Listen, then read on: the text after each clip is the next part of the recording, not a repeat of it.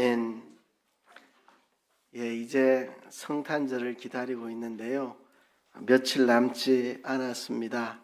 이 성탄절이 12월 25일이라 우리가 연말 분위기와 성탄 분위기를 함께 느낍니다.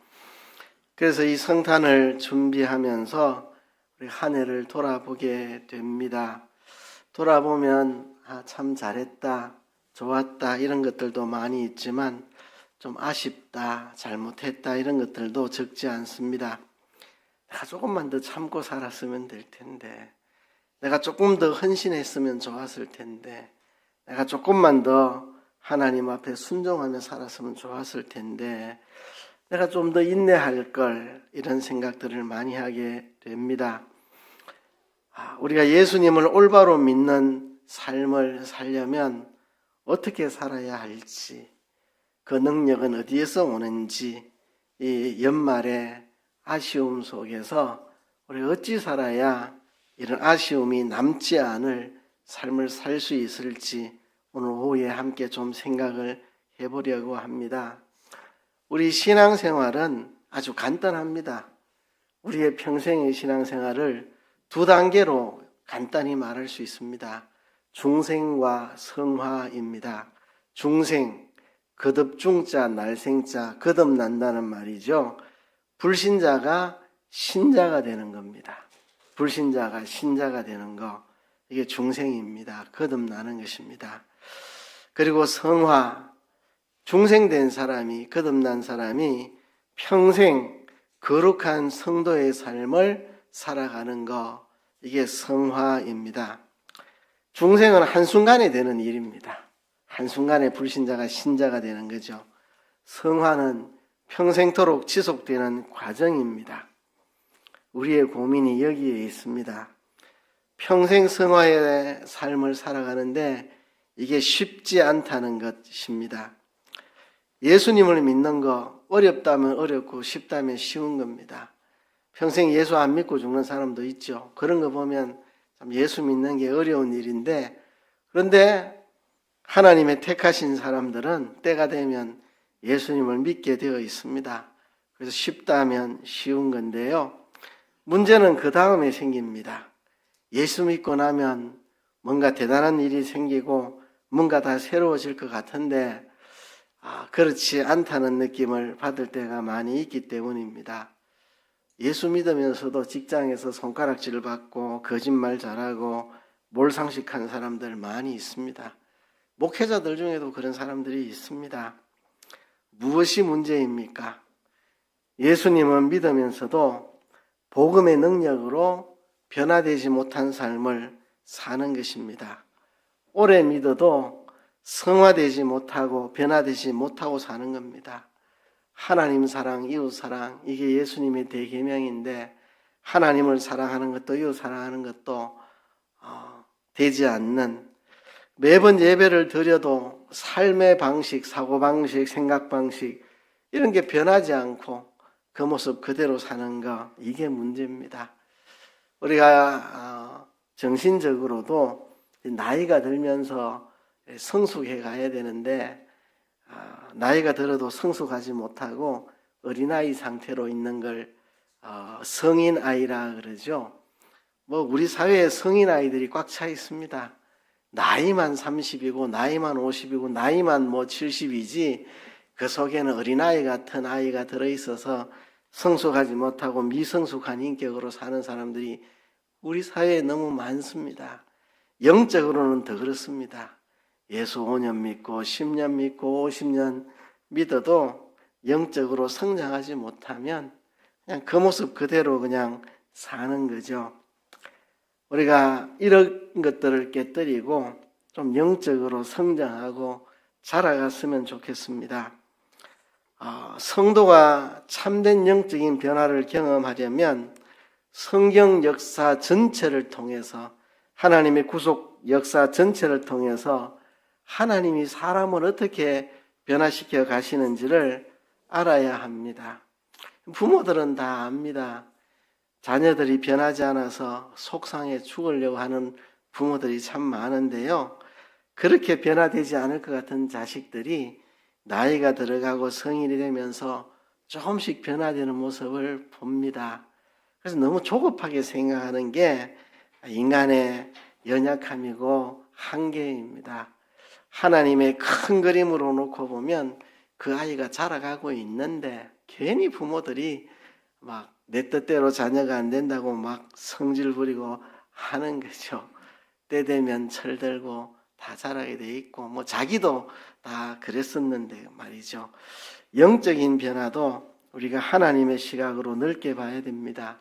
그래야 자신의 실패에 대해서 낙심하거나 절망하지 않고 다른 사람의 실패와 부족함에도 분노하지 않고 관용하고 살아갈 수 있습니다.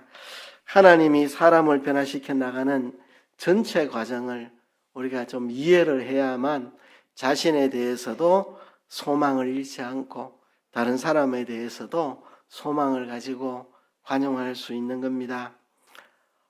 오늘 로마서를 본문으로 삼았지만 제가 에스겔서를 본문으로 삼을까 많이 고민을 했습니다. 에스겔서 11장에 보면 이런 대목이 나옵니다. 이에 내가 예언할 때에 버나야의 아들 벌라다가 죽기로 내가 엎드려 큰 소리로 부르짖어 이르되 오라 주 여호와여 이스라엘의 남은 자를 다 멸절하고자 하시나이까 하니라. 에스겔의 애절한 하나님을 향한 부르짖음입니다. 에스겔은 이스라엘의, 정확히 말하면 유다 나라의 바벨론 포로 때 2차 포로 때 잡혀간 사람 중에 한 사람이 에스겔입니다. 에스겔은 지금 바벨론의 포로로 가서 포로 잡혀있는 유다 백성들과 함께 생활하며 거기서 예언했던 선지자입니다. 그런데 예레미야가 예언을 할 때 버나야의 아들 벌라다가 죽어버렸습니다. 그래서 엎드려 큰 소리로 부르짖었습니다. 이스라엘의 남은 자를 다 멸절하시고자 하십니까? 이스라엘 백성들은 하나님과의 언약 관계에 있는 사람들인데요. 언약에 신실하지 못했습니다. 언약이라고 하는 것은 쉽게 말하면 계약이죠. 부부가 결혼하는 거 언약입니다. 서로가 언약을 맺고 결혼하는 거죠. 서로에게 정조의 의무를 지키기로 또 여러 가지 의무를 지키기로 서로 언약을 하고 결혼 관계에 들어가는데 그러면 서로 언약을 잘 지켜야 됩니다. 근데 한쪽이 바람을 피면 언약을 깨는 거죠. 그죠?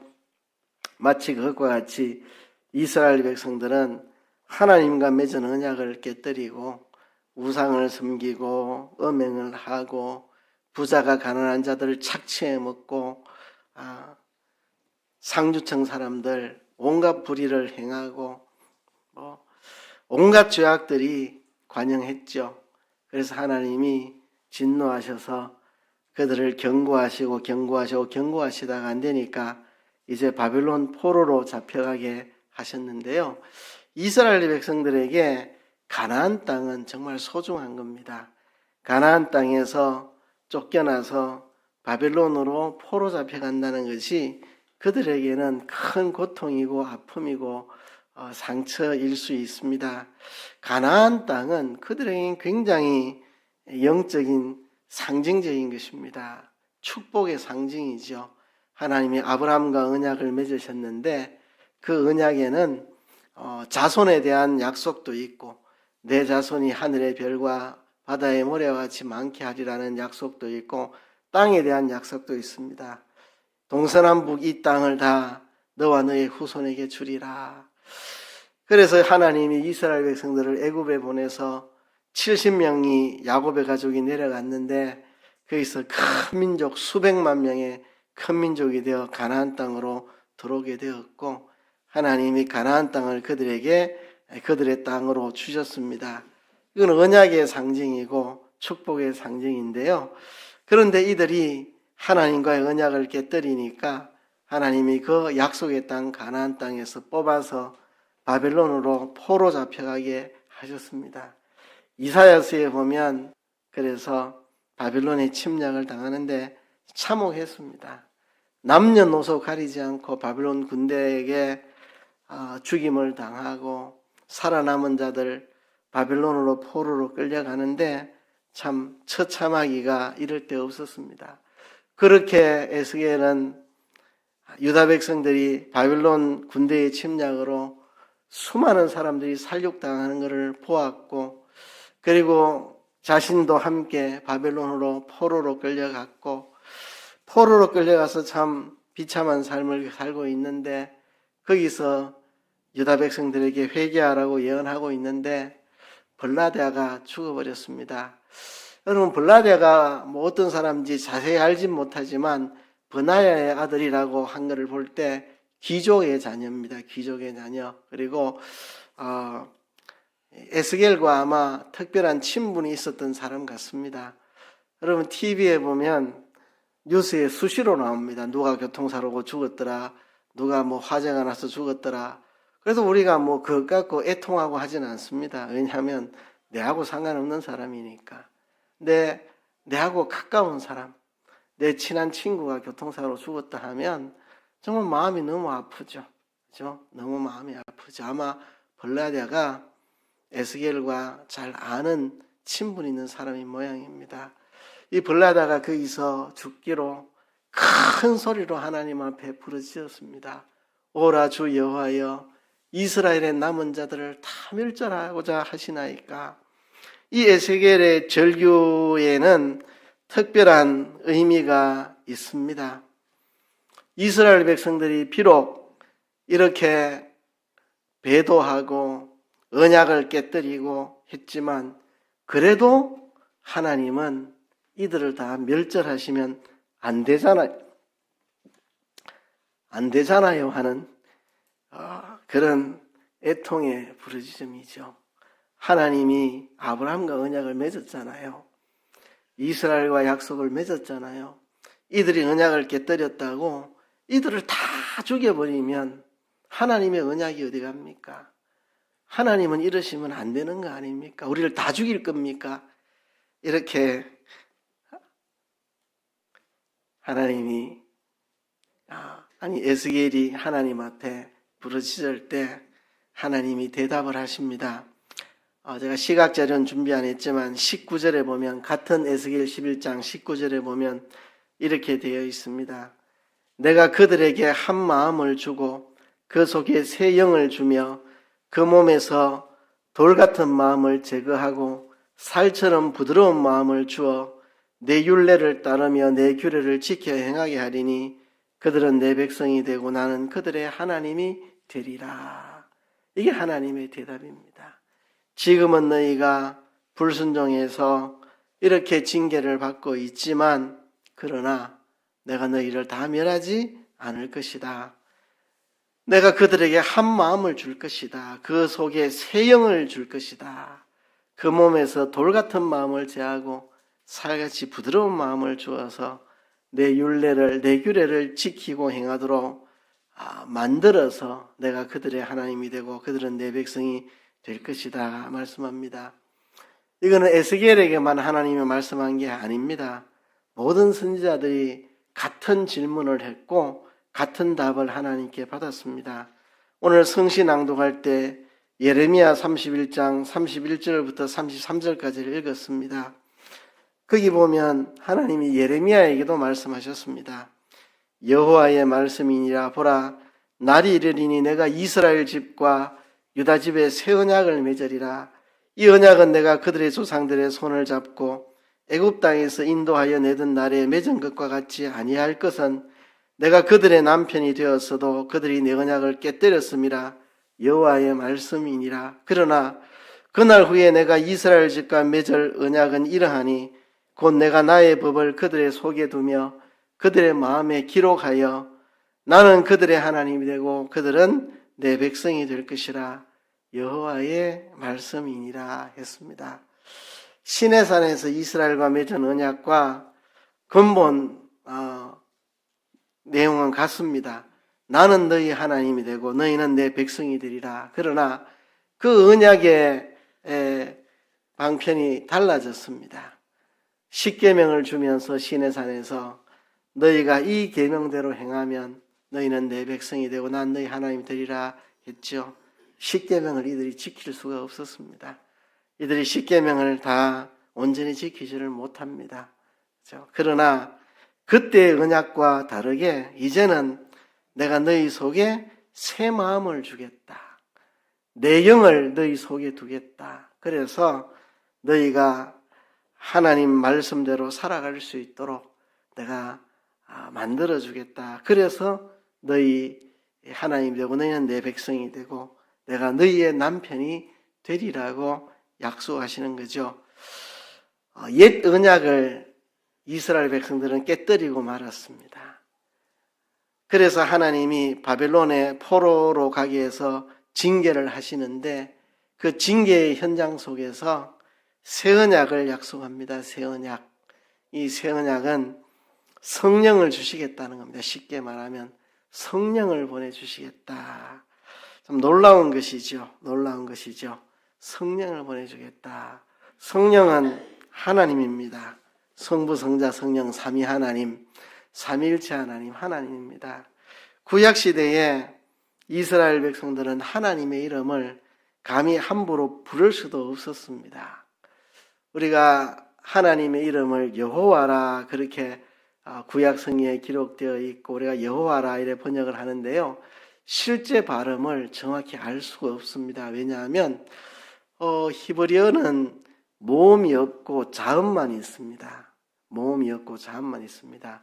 우리가 읽는 히브리어 성경은 모음이 찍혀 있는데 사실 그거는 오랜 후에 성경 읽기 쉬우라고 모음을 갖다 붙인 거고 원래 성경 시대의 히브리어는 모음이 없고 자음만 있습니다. 그래서 모음을 알아서 자기가 붙여서 읽어야 됩니다. 그런데 이스라엘 백성들이 여호와라고 하는 이 이름 감히 부를 수 없어 부르지 않고 대신에 아도나이 주라고 이렇게 불렀습니다. 그렇다 보니 세월이 지났는데 이 여호와라는 자음은 있는데 이 모음을 어떻게 붙이느냐에 따라서 야훼로 읽을 수도 있고 여호와로 읽을 수도 있고 정확한 발음이 야훼냐 여호와냐 뭐 싸울 필요가 없습니다. 뭐가 맞는지 모릅니다. 자음만 있고 모음이 없기 때문에 구약의 성도들은 하나님의 이름을 감히 부를 수도 없어서 성경에 여호와의 이름 자음 네 글자가 나오면 그냥 아도나이 주님이라고 대신 읽고 그 이름을 부르지 않았습니다. 감히 내가 어떻게 하나님의 이름을 부를 수가 있나. 그래서 하나님의 이름이 자음 네 글자로 구성되어 있는데 그냥 부르지 않고 아도나이 이렇게 주님이라고 읽었습니다. 성경을 읽을 때. 근데 아도나이의 모음을 그대로 하나님의 이름에 붙이면 여호와라고 발음이 되는데 그래서 하나님의 이름을 감히 부를 수도 없던 그 하나님이 바로 우리 마음속에 들어오신 겁니다. 그분이 성령 하나님입니다. 어떻게 그 거룩하신 하나님이 우리 마음속으로 들어오시는가? 예수님의 십자가의 보혈로 우리 죄를 다 씻어주셨기 때문에 거룩하신 하나님이 우리 마음속으로 들어오신 것입니다. 바로 이것을 약속하신 것이 새 언약입니다. 새 언약. 내가 내 영을 너희 마음속에 부어주리라. 내 영을 부어주리라. 너희 마음에 돌같이 굳은 것들을 제하고 살같이 부드러운 마음이 되게 해주겠다. 약속하신 것. 이것이 바로 새 언약이고 그 새 언약이 성취된 구체적인 내용이 로마서 8장에 기록되어 있습니다. 성경을 반지라고 한다면 반지가 얼마나 아름답고 소중한 것입니까? 결혼 반지 더더욱 그렇죠. 성경은 우리에게 결혼 반지와 같이 소중한 책입니다. 그 중에 보석이 박혀 있는데 그 보석은 바로 로마서다 그렇게 말합니다. 로마서 중에도 로마서 8장을 그 금반지에 박힌 보석의 가장 빛나는 부분이다 그렇게 말합니다. 성경에서 보석에 해당되는 것은 로마서고 로마서에서도 8장이 그 중에 가장 빛나는 부분이다. 로마서 8장이 무엇을 말하는가? 우리가 어떻게 거듭난 사람, 하나님의 사람들이 죄를 이기고 거룩한 삶을 살아갈 수 있는가 하는 이야기를 합니다. 육신을 따라 행하면 결코 죄를 이길 수가 없다.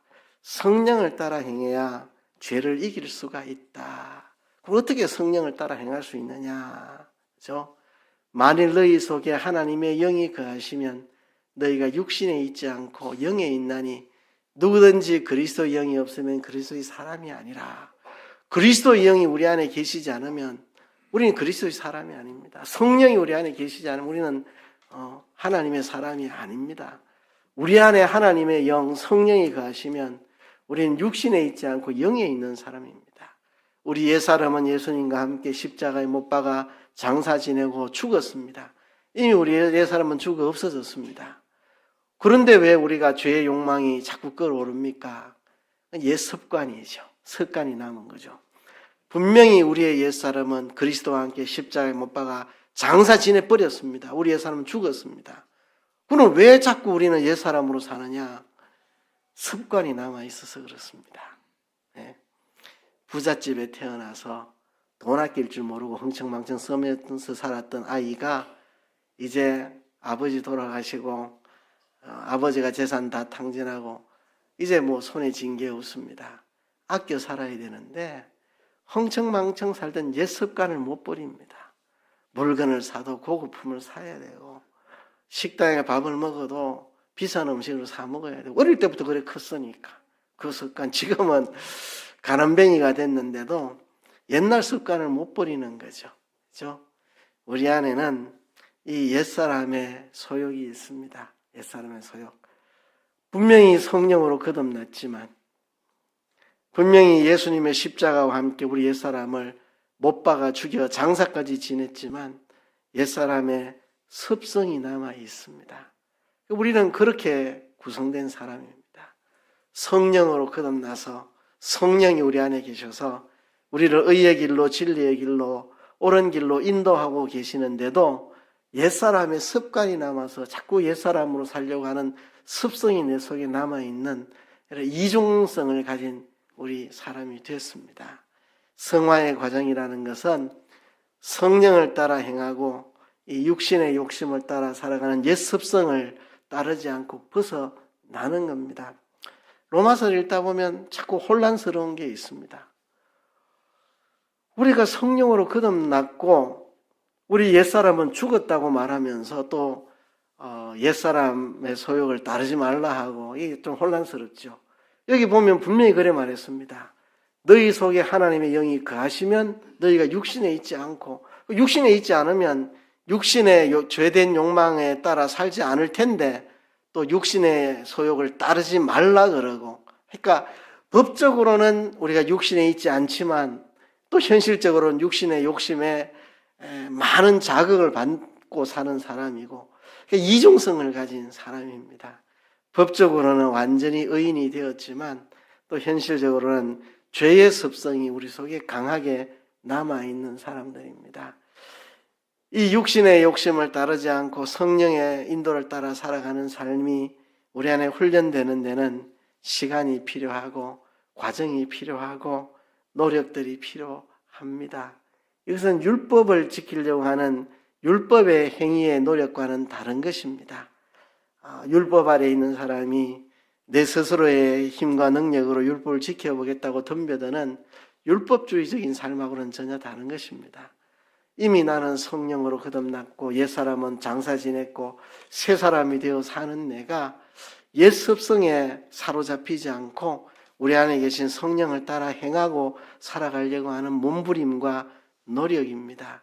율법의 행위로서 구원을 이루려고 하는 율법주의와는 전혀 다릅니다. 그렇죠? 그러면서도 또 힘써야 되는 겁니다. 힘쓰지 않으면 안 되는 겁니다. 그렇다고 우리의 힘쓰는 노력으로 또 되는 건 아닙니다. 성령의 은혜로 되는 거죠. 그러나 그 안에서 우리가 있는 힘을 다 해야 됩니다. 마음 다하고 목숨 다하고 힘 다하고 뜻 다해야 하는 것입니다. 바로 이 일을 위해서 예수님이 땅에 오신 겁니다. 우리 안에 하나님의 영을 주시기 위해서. 구약 성도들이 하나님과 언약을 맺고도 그 언약을 지키지 못해서 바벨론 포로 잡혀가는 저 처참한 포로 중에서도 버나야가 또 죽어가는 저 아픔 속에 에스겔이 하나님 우리를 다 죽일 생각입니까? 라고 말할 때 그렇지 않다. 내가 때가 되면 너희를 새로운 마음을 주겠다. 새 영을, 내 영을 너희에게 부어주겠다. 너희 마음을 부드럽게 내가 만들어주겠다 약속하셨고 그 일을 이루기 위해 예수님이 오셨습니다.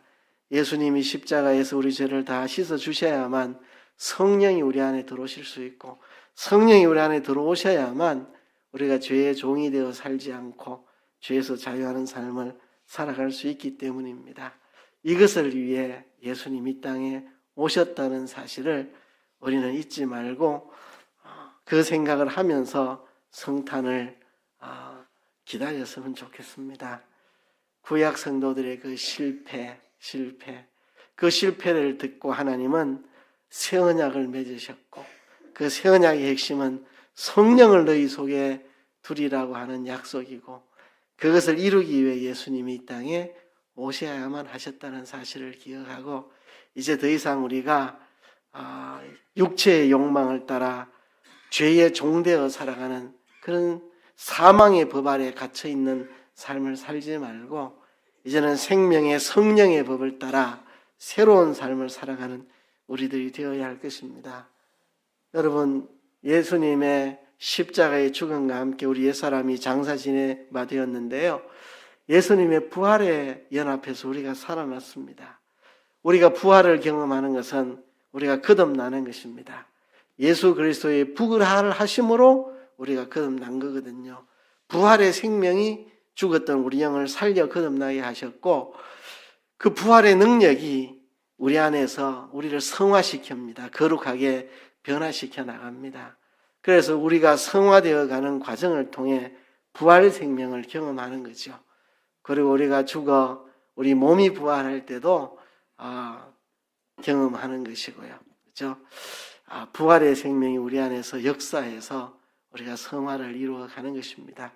이를 위해 예수님이 오셨다는 사실을 기억하고 이 성탄을 기다리며 우리 안에 하나님 영을 주신 그 놀라운 새 언약의 사랑을 우리가 기억하고 이제 다시 옛 습관에 종되어 살지 않도록 육체의 죄된 습성에 다시 굴복하지 않도록 우리 안에 계신 영을 따라 살아가도록 이것을 위해 하나님이 에스겔에게 약속하셨고 예레미야에게 약속하셨고 약속하신 대로 예수님 오셨고 예수님 오셔서 십자가의 죽음과 부활을 통해 성령이 우리를 거듭나게 하셔서 우리 안에 계시는 이 놀라운 일이 일어난 것이니까요.